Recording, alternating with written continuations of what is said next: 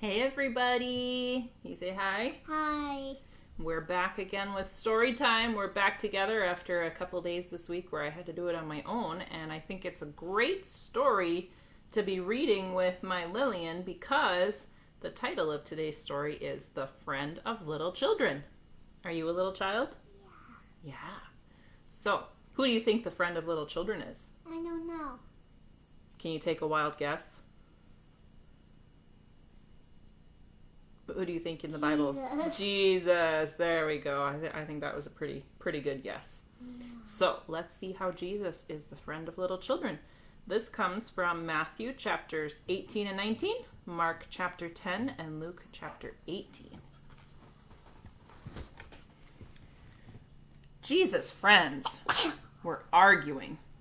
Who was the most important helper in God's kingdom? They wanted to know. I am, James said. No, you're not, said Peter. I am. Nonsense, Matthew said. I'm the cleverest. No, you're not. Yes, I am. Yes, no, am too. This silliness went on and on like that for some time. You see, Jesus' friends had started thinking they had to do something to make themselves special to Jesus.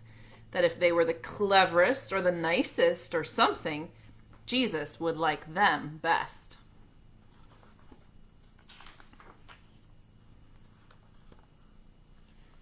But they had forgotten something. Something God had been teaching his people all through the years. That no matter how clever you are, or how good you are, or how rich you are, none of it makes any difference. Because God's love is a gift. And as anyone will tell you, the whole thing about a gift is it's free. All you have to do is reach out your hands and take it. So while Jesus' friends were arguing, some people who knew all about getting gifts, in fact, you might say they were gift experts, had come to see Jesus. Who were they? They were little children.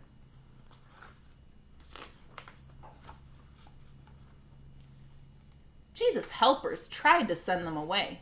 Jesus doesn't have time for you, they said. He's too tired. But they were wrong. Jesus always had time for children. Don't ever send them away, Jesus said. Bring the little ones to me. Now, if you had been there, what do you think? Would you have had to line up quietly to see Jesus?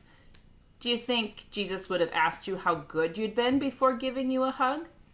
Would you have had to be on your best behavior and get dressed up and not speak until you're spoken to?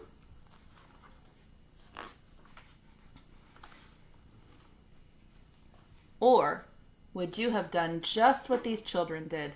Run straight up to Jesus and let him pick you up in his arms and swing you and kiss you and hug you and then sit you on his lap and listen to your stories and your chats? You see, children loved Jesus, and they knew they didn't need to do anything special for Jesus to love them. All they needed to do was to run into his arms. And so that's just what they did. Well, after all the laughing and games, Jesus turned to his helpers and said, "No matter how big you grow, never grow up so much that you lose your child's heart, full of trust in God. Be like these children. They are the most important in my kingdom." What do you think of that story? What is that story? Well, this is tomorrow's. What did you think about what Jesus said about the children? He said the day